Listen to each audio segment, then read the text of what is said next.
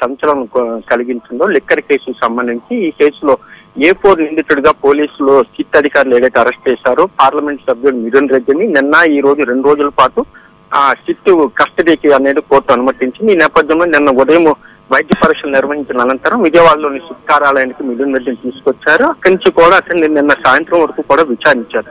అయితే దాదాపు 4 గంటల పాటు విచారించినప్పటికీ ఎటువంటి సమాచారం కూడా అతని వద్ద నుంచి రాలేదని తెలుస్తోంది.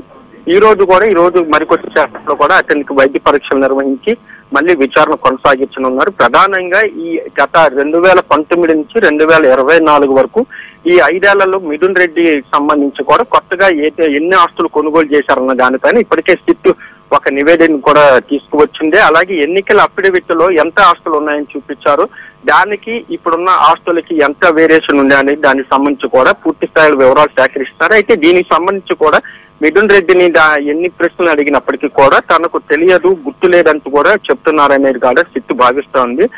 ప్రధానంగా ఈ మిథున్ రెడ్డికి వాడుతున్న ఫోన్ ని FSL కు పంపాలని ఇప్పటికే సిట్ నిర్ణయం తీసుకుని ఆ ఫోన్ ను కూడా ఇప్పటికే సిట్ అధికారులు స్వాధీనం చేసుకున్నారు.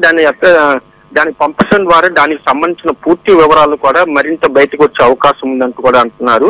అలాగే ఏ కంపెనీలో అతను డైరెక్టర్ గా ఉన్నాడు, ఏ కంపెనీలో అతను పెట్టుబడులు పెట్టారన్న దానిపైన కూడా విచారణ కొనసాగుతుంది. అయితే తాను నేరుగా ఏ కంపెనీలో కూడా డైరెక్టర్ గా లేనంటూ కూడా మిథున్ రెడ్డి సమాధానం ఇస్తున్నారు. ఈ రోజుతో అతని విచారణ కూడా పూర్తవుతుంది. ఈ రోజు సాయంత్రం విచారణ అనంతరం తిరిగి రాజమండ్రి సెంట్రల్ జైలుకు కూడా మిథున్ రెడ్డిని తరలించనున్నారు. ఇక ఇదే అంశానికి సంబంధించి కూడా లిక్కర్ కేసులో మరో కీలక మలుపు అనేది తిరుగుతోంది. ఏదైతే మాజీ ముఖ్యమంత్రి జగన్మోహన్ రెడ్డికి సంబంధించి జగన్ కి సోదరు వరుస ఏదైతే అవుతారో వైఎస్ అనిల్ రెడ్డికి సంబంధించిన మొత్తం 10 కంపెనీలు కూడా మళ్ళీ సోదాలు నిర్వహించారు సిట్.